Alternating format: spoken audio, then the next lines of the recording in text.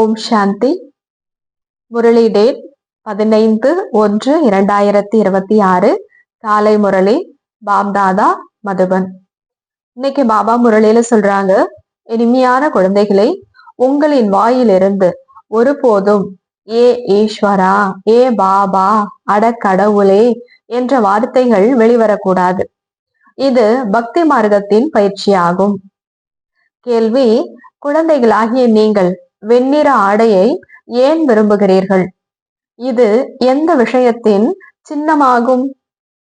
பதில்: இப்பொழுது நீங்கள் இந்த பழைய உலகத்தில் வாழ்ந்து கொண்டிருந்தாலும் இறந்து விட்டீர்கள். ஆகவே உங்களுக்கு வெண்ணிற ஆடை பிடிக்கிறது. இந்த வெண்ணிற ஆடை மரணத்தை நிரூபிக்கிறது.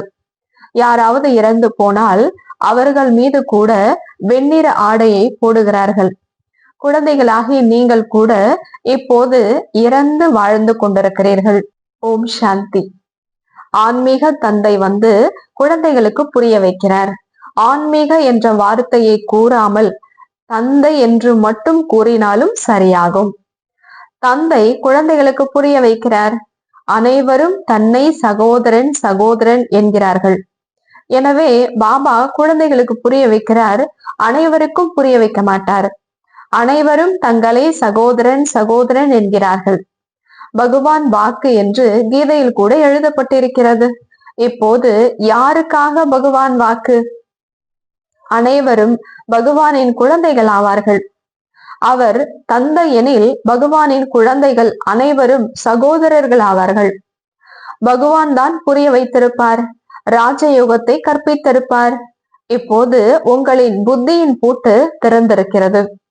உலகத்தில் வேறு யாருக்கும் இது போன்ற எண்ணங்கள் ஏற்படாது. யாருக்கெல்லாம் செய்தி கிடைத்து கொண்டிருக்கிறதோ அவர்கள் பள்ளிக்கு வருவார்கள், படித்து கொண்டிருப்பார்கள். பட கண்காட்சி பார்த்தாகிவிட்டது, இப்போது சென்று சற்று அதிகமாக கேட்போம் என நினைப்பார்கள். முதலில் முக்கியமான விஷயம் ஞானக்கடல், பதீத்த பாவனர், கீதா ஞான தாத்தா, சிவ பகவான் வாக்கு. முதலில் இவர்களுக்கு புரிய வைக்கக்கூடியவர் மற்றும் கற்பிக்க கூடியவர் யார் என்று அவர்களுக்கு தெரியட்டும். அவர் சுப்ரீம் சோல், ஞானக்கடல், நிராகார ஆவார், உடல் அற்றவராக இருக்கிறாரு. அவரே உண்மையானவர். அவர் சத்தியத்தை தான் கூறுவார்.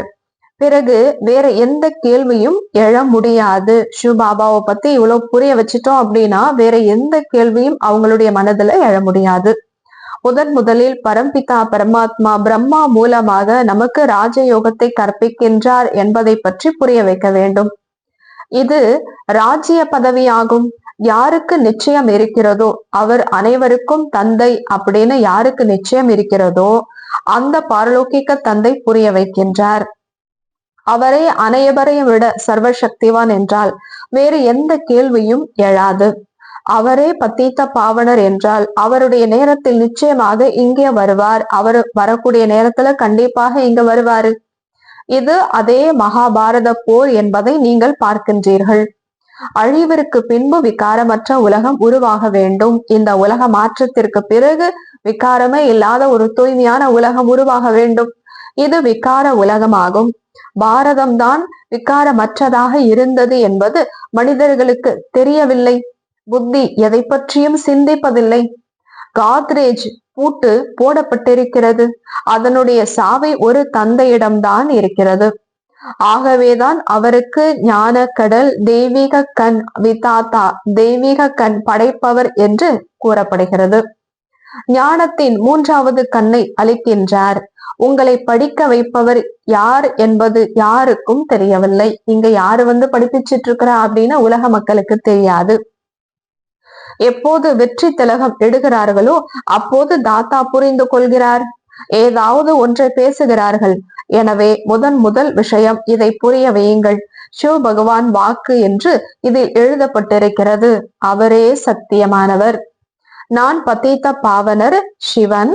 நான் பரம் தாமத்திலிருந்து இந்த ஷாலி கிராமங்களை படிக்க வைப்பதற்காக வந்திருக்கிறேன் என்று தந்தை புரிய வைக்கிறார். தந்தைதான் நாலேஜ்ஃபுல். சிருஷ்டியின் முதல் இடை கடை ரகசியத்தை புரிய வைக்கிறார். இந்த படிப்பு இப்போதுதான் உங்களுக்கு எல்லையற்ற தந்தையிடமிருந்து கிடைத்து கொண்டிருக்கிறது. அவரே சிருஷ்டியை படைப்பவர் ஆவார். தூய்மை இழந்த சிருஷ்டியை மீண்டும் தூய்மையாக மாற்றக்கூடியவர். பத்தித்த பாவனா வாருங்கள் என்று அழைக்கிறார்கள் என்றால் முதலில் அவருடைய அறிமுகத்தை கொடுக்க வேண்டும். அந்த பரம்பிதா பரமாத்மாவுடன் தங்களுக்கு என்ன உறவு இருக்கிறது? அவரே சத்தியமானவர். நரனிலிருந்து நாராயணன் ஆவதற்கான சத்தியமான ஞானத்தை கொடுக்கின்றார். குழந்தைகள், பாபா சத்தியமானவர், பாபாதான் உண்மையான கண்டத்தை உருவாக்குகின்றார் என புரிந்து கொள்கின்றனர். நீங்கள் நரனிலிருந்து நாராயணன் ஆவதற்காக இங்கே வந்திருக்கிறீர்கள். வக்கீலிடம் படிக்க சென்றார்கள் என்றால் நாம் வக்கீல் ஆவதற்காக படிக்க வந்திருக்கிறோம் என புரிந்து கொள்வார்கள். இப்பொழுது நம்மை பகவான் கற்க வைக்கின்றார் என்ற நிச்சயம் உங்களுக்கு இருக்கிறது. சிலர் நிச்சயம் வைக்கிறார்கள், நம்பிக்கை வைக்கிறாங்க, பிறகு சந்தேக புத்தி ஆகிவிட்டது என்றால் அவர்களிடம் அனைத்து மனிதர்களும் பகவான் படிக்க வைக்கின்றார் என்று சொன்னீர்கள், பிறகு பகவானை விட்டுவிட்டு ஏன் வந்தீர்கள் என கேட்பார்கள். சந்தேகம் வந்தவுடன் தான் ஓடி போய் விடுகிறார்கள். பாபாவை விட்டு போறாங்க அப்படின்னா சந்தேகம் வந்ததுனாலதான் போயிடுறாங்க. ஏதாவது ஒரு விக்கிரமம் செய்கிறார்கள். பகவானுடைய மகா வாக்கியம் காம மிகப்பெரிய எதிரியாகும். இதை வெற்றி அடைந்தால்தான் உலகத்தை வென்றவராக ஆக முடியும். யாரு தூய்மையானவர்களாக மாறுகிறார்களோ அவர்களே தூய்மையான உலகத்திற்கு செல்கிறார்கள். இங்கேதான் ராஜயோகத்தின் விஷயமாகும். நீங்கள் அங்கே சென்று ராஜ்யம் செய்வீர்கள். மீதமுள்ள ஆத்மாக்கள் தங்களுடைய கணக்கு வழக்குகளை முடித்து தன்னுடைய வீட்டிற்கு போய்விடும். இது அழிவுக்கான தருணமாகும். இப்பொழுது சத்தியுகத்தின் ஸ்தாபனை நிச்சயம் நடக்கும் என்று புத்தி கூறுகிறது. சத்தியுகத்திற்கு தூய்மையான உலகம் என்று கூறப்படுகிறது. மற்ற அனைவரும் முக்தி தாமத்திற்கு சென்று விடுவார்கள். பிறகு அவர்கள் தங்களின் பாகத்தை ரிப்பீட் செய்ய வேண்டும். நீங்களும் உங்களின் முயற்சியை செய்து கொண்டிருக்கிறீர்கள். தூய்மையாகி தூய்மையான உலகத்திற்கு அதிபதி ஆவதற்காக. அனைவரும் தங்களை அதிபதி என நினைப்பார்கள் அல்லவா? பிரஜையும் அதிபதிதான். இப்பொழுது பிரஜைகள் கூட எங்கள் பாரதம் என்று கூறுகிறார்கள் அல்லவா? மிக பெரிய சந்நியாசிகள் மனிதர்கள் கூட எங்கள் பாரதம் என்கிறார்கள். இச்சமயத்தில் பாரதத்தில் அனைவரும் நரகவாசிகளாக இருக்கிறார்கள் என புரிந்து கொள்கிறீர்கள். இப்பொழுது நாம் சொர்க்கவாசி ஆவதற்காக இந்த ராஜயோகத்தை கற்றுக்கொண்டிருக்கிறோம். அனைவரும் சொர்க்கவாசி ஆக மாட்டார்கள். இப்போது இந்த ஞானம் வந்திருக்கிறது. இப்பதான் இந்த அறிவு, இந்த புரிதல் உங்களுக்கு வந்திருக்கு. அவர்கள் என்ன கூறுகிறார்கள்? சாஸ்திரங்களை கூறுகிறார்கள். அது சாஸ்திரங்களின் அதிகாரமாகும். இந்த பக்தி மார்க்கத்தின் வேத சாஸ்திரங்கள் போன்றவைகளை படித்து படித்து படியில் கீழே இறங்கிக் கொண்டே போகிறார்கள் என பாபா கூறுகிறார். இது அனைத்தும் பக்தி மார்க்கமாகும். பக்தி மார்க்கம் முடியும் போதுதான் நான் வருகிறேன் என பாபா கூறுகிறார். நான் தான் வந்து அனைத்து பக்தர்களுக்கும் பக்தியின் பலனை கொடுக்க வேண்டும். பெரும்பாலானவர்களே பக்தர்களே, நிறைய பேர் எல்லாருமே பக்தர்கள் தான், பெரும்பாலானவர் கிடையாது. உலகத்தில் இருக்கிற எல்லா ஆத்மாக்களுக்குமே பக்தர்கள் தான். ஓ கடவுளே என அனைவரும் அழைத்து கொண்டிருக்கிறார்கள் அல்லவா? பக்தர்களின் வாயிலிருந்து ஓ கடவுளே, ஏ பகவான் என நிச்சயம் வரும். இப்போது பக்தி மற்றும் ஞானத்தில் வித்தியாசம் இருக்கிறது. உங்களின் வாயிலிருந்து ஒருபோதும் ஏ ஈஸ்வரா, ஓ பகவானே என்ற வார்த்தைகள் வராது. ஞான மார்க்கத்துக்கு வந்ததுக்கு பிறகு ஏ ஈஸ்வரா, ஏ பகவானே, ஏ கடவுளே அப்படிங்கிற வார்த்தை வராது. மனிதர்களுக்கு அரை கல்பமாக இந்த பயிற்சி ஏற்பட்டிருக்கிறது. அவர் நம்முடைய தந்தை என உங்களுக்கு தெரியும். இப்ப நம்ம எல்லாருமே ஷூபாபா அப்படின்னு தான் நம்ம சொல்றோம். நீங்கள் ஓ தந்தையே என்று கூற வேண்டியதும் இல்லை. தந்தையிடமிருந்து நீங்கள் சொத்து அடைய வேண்டும். நாம் தந்தையிடமிருந்து சொத்து அடைகிறோம் என்ற நிச்சயம் முதலில் இருக்க வேண்டும். பாபா குழந்தைகளுக்கு சொத்து அடைவதற்கான அதிகாரி ஆக்குகிறார். ஈஸ்வருடைய சொத்து அடையிறதுக்கான அதிகாரியா நம்மளதான் ஆக்குறாரு. உண்மையான தந்தை அல்லவா இவர்கள்? என்னுடைய குழந்தைகள். இவர்களுக்கு நான் ஞான அமிர்தத்தை அருந்த வைத்து ஞான சித்தையில் அமர வைத்து ஆழ்ந்த துக்கத்தில் இருந்து எழுப்பி சொர்க்கத்திற்கு அழைத்து செல்கிறேன் என பாபா கூறுகின்றார். ஆத்மாக்கள் அங்கே சாந்திதாம் மற்றும் சுகதாமத்தில் வசிக்கிறார்கள் என புரிய வைக்கின்றார். சுகதாமத்திற்கு விகாரமற்ற உலகம் என்று பெயர். சம்பூர்ண நிர்விகாரி தேவதைகள் அல்லவா.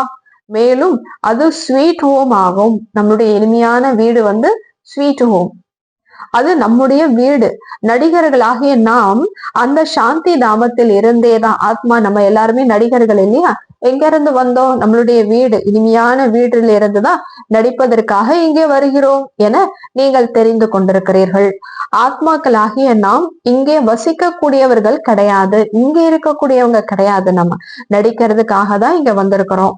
அந்த நடிகர்கள் இங்கே வசிக்க கூடியவர்கள். இப்ப வெளி உலகத்துல டிராமா சினிமாலாம் நடிக்கிறாங்க அப்படின்னா அந்த நடிகர்கள் இங்க இருக்கக்கூடியவர்கள் தான். வீட்டிலிருந்து உடையை மாற்றிக்கொண்டு நடிப்பை நடிக்கிறார்கள். நம்முடைய வீடு சாந்தி தாமம், அங்கே நாம் மீண்டும் திரும்ப போகிறோம் என நீங்கள் புரிந்து கொள்கிறீர்கள். அனைத்து நடிகர்களும் மேடைக்கு வந்த பிறகு மீண்டும் தந்தை அனைவரையும் அழைத்து செல்வார். ஆகவே அவருக்கு விடுவிக்க கூடியவர், வழிகாட்டி என்று கூறப்படுகிறது. துக்கத்தை நீக்கி சுகம் கொடுப்பவர் என்றால் எத்தனை மனிதர்களும் எங்கே செல்வார்கள்? பத்தித்த பாவனரை அழைக்கிறார்கள். எதற்காக என சிந்தியுங்கள். தனது மரணத்திற்காக. துக்க உலகத்தில் வசிக்க விரும்பவில்லை, ஆகவே வீட்டிற்கு அழைத்து செல்லுங்கள் என்கிறார்கள். இவர்கள் அனைவரும் முக்தியை தான் ஏற்றுக்கொள்ளக்கூடியவர்கள். பாரதத்தின் பழமையான ராஜயோகம் கூட எவ்வளவு பிரசித்தமானது. பழமையான ராஜயோகத்தை கற்பிப்பதற்காக வெளிநாடுகளுக்கு கூட செல்கிறார்கள். உண்மையில் ஹடயோகிகள் ராஜயோகத்தை பற்றி அறியவே இல்லை. அவர்களின் யோகமே தவறாகும். ஆகவே நீங்கள் சென்று உண்மையான ராஜயோகத்தை கற்பிக்க வேண்டும். மனிதர்கள் சந்நியாசிகளின் காவி உடையை பார்த்து அவர்களுக்கு எவ்வளவு மதிப்பளிக்கிறார்கள். பௌத்த தர்மத்தில் கூட சந்நியாசிகள் காவி உடையை அணிந்திருப்பதை பார்த்து அவர்களுக்கு மதிப்பளிக்கிறார்கள். சந்நியாசிகளாக பிறகுதான் ஆகிறார்கள். பௌத்த தர்மத்தில் கூட ஆரம்பத்தில் யாரும் சந்நியாசி ஆவதில்லை. பாவம் அதிகரிக்கும் பொழுதுதான் பௌத்த தர்மத்தில் சந்நியாச தர்மம் ஸ்தாபனை ஆகிறது. ஆரம்பத்திலோ அந்த ஆத்மாக்கள் மேலிருந்து வருகின்றது, அவர்களின் எண்ணிக்கை வளர்கிறது. ஆரம்பத்தில் சந்நியாசத்தை கற்பித்து என்ன செய்வார்கள்? பிறகுதான் சந்நியாசம் தோன்றுகிறது. இது கூட இங்கிருந்துதான் காப்பி அடிக்கிறார்கள். கிறிஸ்துவர்கள் கூட பலர் சந்நியாசிகளுக்கு மதிப்பளிக்கிறார்கள். காவி உடையில் கிடைக்கும் வருமானம் ஹட்டயோகிகளுடையதாகும். நீங்கள் வீடு வாசலை விட வேண்டியதில்லை. வெண்ணிற ஆடையின் கட்டுப்பாடும் இல்லை. இங்க எல்லாருமே வெள்ளை ட்ரெஸ் தான் போட்டுக்கணும் அப்படிங்கிற கட்டுப்பாடும் பாபா நமக்கு சொல்லல. ஆனால் வெண்ணிறம் நல்லது. நீங்கள் வட்டியில் இருந்ததால் உடையும் இது போன்று ஆகிவிட்டது. தற்காலத்தில் வெண்மையும் மிகவும் விரும்புகிறார்கள். மனிதர்கள் இறந்து விட்டால் கூட வெண்மையான போர்வையை போர்த்துகிறார்கள். நீங்கள் கூட இப்போது இறந்து வாழ்வதால் வெண்ணிற ஆடை நல்லது. எனவே முதலில் யாராக இருந்தாலும் பாபாவின் அறிமுகத்தை கொடுக்க வேண்டும். 2 தந்தைகள் இருக்கிறார்கள். இந்த விஷயங்களை புரிந்து கொள்வதில் நேரமாகிறது. பட விளக்கங்களில் இவ்வளவு புரிய வைக்க முடியாது. சத்தியுகத்தில் ஒரு தந்தை இருக்கிறார். இச்சமயம் உங்களுக்கு 3 தந்தைகள் இருக்கிறார்கள். ஏனென்றால் பகவான் பிரஜாபிதா பிரம்மாவின் உடலில் வருகின்றார். அவரும் அனைவருக்கும் தந்தையாக இருக்கின்றார். லௌகிக்க தந்தையாகவும் இருக்கிறார். சரி, இப்போது 3 தந்தைகளும் உயர்ந்த சொத்து யாருடையது? இந்த 3 தந்தைகள்ல உயர்ந்த சொத்து யாருடையது? நிராகார தந்தை எப்படி சொத்தை கொடுப்பார்? அவர் பிரம்மா மூலமாக வழங்குகிறார். இந்த படத்தை வைத்து நீங்கள் மிகவும் நன்றாக புரிய வைக்கலாம். சிவபாபா நிராகாரராக இருக்கிறார். மேலும் இவர் Prajapita Brahma Adidev great great grandfather ஆவார். நீங்கள் அனைவரும் சகோதரன் சகோதரி ஆகிவிட்டீர்கள். ஆண் பெண் என்றாலும் புத்தியில் நான் சகோதரன் சகோதரிகள் என புரிந்து கொள்கிறீர்கள்.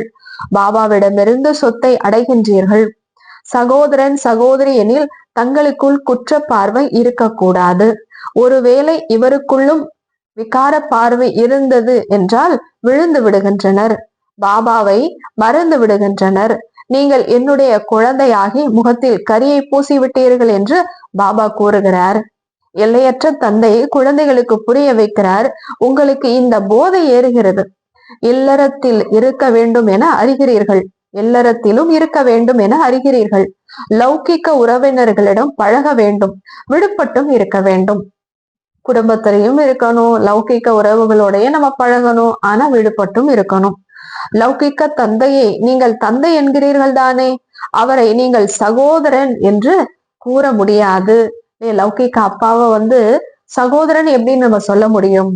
சாதாரணமாக பார்த்தால் தந்தையை தந்தை என்றுதான் கூறுவார்கள். இவர் நம்முடைய லௌகிக தந்தை என்று தெரிகிறது. ஞானம் இருக்கிறதல்லவா? இந்த ஞானம் மிகவும் விசித்திரமாக இருக்கிறது. தற்காலத்தில் பெயர் கூட சொல்கிறார்கள். ஆனால் யாராவது பார்வையாளர்கள் வெளியில் இருப்பவர்களுக்கு முன்பு சகோதரன் என்று கூறினால் அவர்கள் இவர்களுக்கு ஏதோ ஆகிவிட்டது என நினைப்பார்கள்.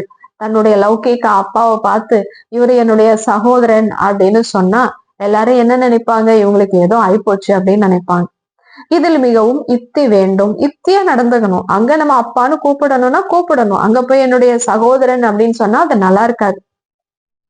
உங்களுடையது மிகவும் குப்தமான மறைவான ஞானமாகும், குப்தமான உறவாகும். இதில் மிகவும் யுக்தியோடு நடக்க வேண்டும். ஆனால் ஒருவருக்கொருவர் மரியாதை அளிப்பது நல்லது. லௌகிக்கத்திலும் விடுபட்டும் மற்றும் பராமரிக்கவும் வேண்டும். லௌகிக்கத்திலும் இருக்கணும், ஆனா விடுபட்டும் இருக்கணும். லௌகிக்கத்தையும் நம்ம பார்த்துக்கணும். புத்தி மேலே செல்ல வேண்டும். நாம் தந்தையிடமிருந்து சொத்தை அடைந்து கொண்டிருக்கிறோம். மற்றபடி சித்தப்பாவை சித்தப்பா, தந்தையை தந்தை என்றுதான் சொல்ல வேண்டியிருக்கிறது. வீக்கே ஆகாதவர்கள் சகோதரன் சகோதரி என்பதை புரிந்து கொள்ள மாட்டார்கள். யாரு பிரம்மா குமாரி ஆகி இருக்கிறார்களோ அவர்களே இந்த விஷயத்தை புரிந்து கொள்வார்கள். வெளியில் இருப்பவர்கள் முதலில் கேட்டு அதிசயப்படுவார்கள். இதில் புரிந்து கொள்வதற்கு மிகவும் நல்ல புத்தி வேண்டும். பாபா குழந்தைகளாகி உங்களை விசால புத்தி உடையவராக மாற்றுகிறார். முதலில் நீங்கள் எல்லைக்குட்பட்ட புத்தி உடையவராக இருந்தீர்கள். இப்பொழுது புத்தி எல்லையற்றதில் சென்று விடுகிறது. அவர் நமக்கு எல்லையற்ற தந்தை ஆவார். இவர் அனைவரும் நம்முடைய சகோதரன் சகோதரி ஆவார். மற்றபடி உறவினர்களின் மருமகளை மருமகள் என்றும் மாமியாரை மாமியார் என்றுதான் அழைப்பார்கள். சகோதரி என்று கூற முடியாது. இருவருமே வருகிறார்கள். வீட்டில் இருந்தாலும் மிகவும் யுக்தியோடு நடக்க வேண்டும். உலகிய வழக்கத்தை கடைபிடிக்க வேண்டியிருக்கிறது. இல்லையென்றால் அவர்கள் கணவரை சகோதரன் என்றும் மாமியாரை சகோதரி என்றும் இவர்கள் கூறுகிறார்கள். இவர்கள் என்ன கற்றுக் கொடுக்கிறார்கள் என்பார்கள். இந்த ஞானத்தின் விஷயங்களை நீங்களும் புரிந்து கொள்கிறீர்கள். வேறு பலரும் புரிந்து கொள்கிறார்கள். உங்களின் வழியையும் முறையையும் நீங்கள் தான் அறிகிறீர்கள் என்று கூறுகிறார்கள் அல்லவா? இப்பொழுது நீங்கள் அவருடைய குழந்தைகள் ஆகிவிட்டீர்கள் என்றால் அவருடைய வழியை நீங்கள் தான் அறிகிறீர்கள். சிவபாபாவுடைய வழி என்ன அப்படிங்கிறத நமக்கு மட்டும்தான் தெரியும். மிகவும் கவனமாக நடக்க வேண்டியிருக்கிறது. எங்கும் எந்த குழப்பமும் கூடாது. எனவே பட கண்காட்சிகளில் குழந்தைகளாகி நீங்கள் நம்மை கற்க வைப்பவர் பகவான் என்பதை முதலில் புரிய வைக்க வேண்டும். அவர் யார் என்று இப்பொழுது கூறுங்கள். நிராகார சிவனா ஸ்ரீகிருஷ்ணரா? சிவ ஜெயந்திக்கு பிறகுதான் கிருஷ்ண ஜெயந்தி வருகிறது. ஏனென்றால் பாபா ராஜயோகம் கற்பிக்கின்றார். குழந்தைகளின் புத்தியில் தோன்றுகிறதல்லவா, சிவபாபா வராதவரை சிவ ஜெயந்தி கொண்டாட முடியாது. சிவன் விஷ்ணுபுரியை ஸ்தாபனை செய்யாதவரை எப்படி கிருஷ்ண ஜெயந்தி எப்படி கொண்டாட முடியும்? கிருஷ்ணரின் பிறப்பை கொண்டாடுகிறார்கள். ஆனால் புரிந்து கொள்ளவில்லை. கிருஷ்ணன் இளவரசனாக இருந்தார் என்றால் நிச்சயம் சத்தியுகத்தில் தான் இளவரசராக இருந்திருப்பார் அல்லவா? தேவி தேவதைகளின் ராஜ்யம் இருக்கும். ஒரு கிருஷ்ணருக்கு மட்டும் அரசாட்சி கிடைத்திருக்காது. நிச்சயம் கிருஷ்ணபுரி இருக்கும் அல்லவா? கிருஷ்ணபுரி மற்றும் இது கம்சபுரி என்று கூறுகிறார்கள். கம்சபுரி அழிந்த பிறகு கிருஷ்ணபுரி ஸ்தாபனை ஆகியது அல்லவா? பாரதத்தில் தான் தோன்றுகிறது. புது உலகத்தில் இந்த கம்சன் போன்றவர்கள் யாரும் இருக்க முடியாது. கலியுகத்திற்கு கம்சபுரி என்று கூறப்படுகிறது. கம்சன்னா விகாரம்தான். இங்கே பாருங்கள், எவ்வளவு மனிதர்கள் இருக்கிறார்கள். சத்தியுகத்தில் மிகச் சிலரே இருக்கிறார்கள். தேவதைகள் எந்த போரும் செய்யவில்லை. கிருஷ்ணபுரி என்றாலும் சரி, விஷ்ணுபுரி என்றாலும் சரி, தெய்வீக சம்பிரதாயம் என்று கூட கூறலாம். இங்கே அசுர சம்பிரதாயம் இருக்கிறது. மற்றபடி தேவதைகளுக்கும் அசுரர்களுக்கும் இடையில் போர் நடைபெறவில்லை. கௌரவர்களுக்கும் பாண்டவர்களுக்கும் இடையிலும் நடைபெறவில்லை. நீங்கள் ராவணனை வெற்றி அடைகிறீர்கள். இந்த 5 விகாரங்களை வெற்றி அடைந்து விட்டால் நீங்கள் உலகத்தை வென்றவர் ஆகலாம்.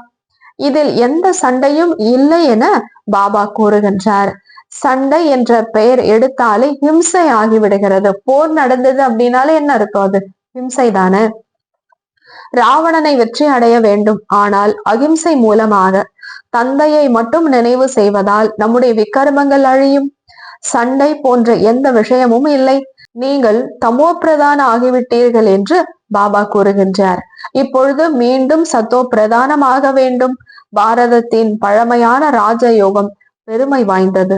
என்னுடன் புத்தி யோகத்தை இணைத்தால் உங்களுடைய பாவம் விலகி போகும் என பாபா கூறுகின்றார். பாபா பத்தித்த பாவனர் என்பதால் அவருடைய புத்தி யோகம் இணைக்க வேண்டும். அவரோட தான் நம்மளுடைய புத்தி யோகத்தை இணைக்கணும்.